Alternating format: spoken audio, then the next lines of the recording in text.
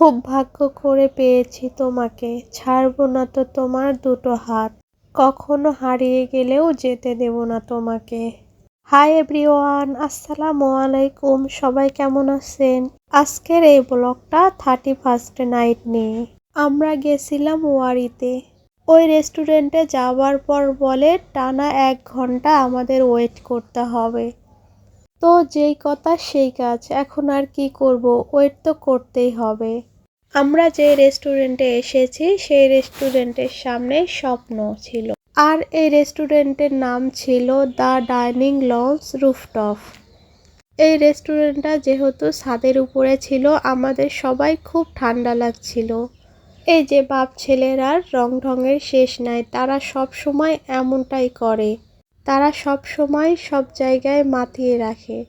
রেস্টুরেন্টে আসছি, রং ঢং করবো না তা কখনো হয়, তাই জামাই বউ মিলে একটু রং ঢং করে ভিডিও তুলতেছি। আমি প্রথমে যেই কথাটা বললাম, খুব ভাগ্য করে পেয়েছি তোমাকে।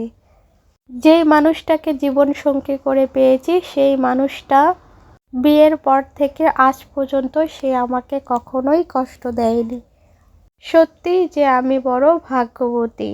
সবাই আমার জন্য দোয়া করবেন, সারা জীবন যেন এরকম থাকতে পারে। যাই হোক, একটু ইমোশনাল হয়ে গেছিলাম, কেউ কিছু মনে করবেন না। টানা 1 ঘন্টা একটা ছোট বাচ্চাকে নিয়ে কেমনে এই ভরা রেস্টুরেন্টে থাকা যায়, আপনারা দেখলেই বুঝতে পারবেন। ভালো প্লেস দেখলে মেয়েদের নাকি ছবি তুলতে ইচ্ছা করে, আমারও তার ব্যতিক্রম নয়।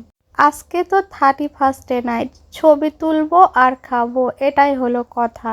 জীবনে বাঁচতে হলে সময়ের সাথে তাল মিলিয়ে সব করতে হবে, এতেই জীবন সুখী হবে।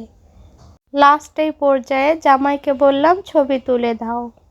ও মা, সে ছবি না তুলে দেখি ভিডিও করে দিয়েছে। কেমনটা লাগে আপনারাই বলেন। যাই হোক, সময় তো কাটাতে হবে, এটাই কথা। খাবার যখন অর্ডার দিয়েছি, খেয়েই যাব। কি কি খেলাম, কি করলাম, পরের ভিডিও দেখার জন্য অপেক্ষা করবেন। আর এই ভিডিওটি ভালো লাগে থাকলে লাইক, শেয়ার, কমেন্ট করতে ভুলবেন না। আল্লাহ হাফেজ।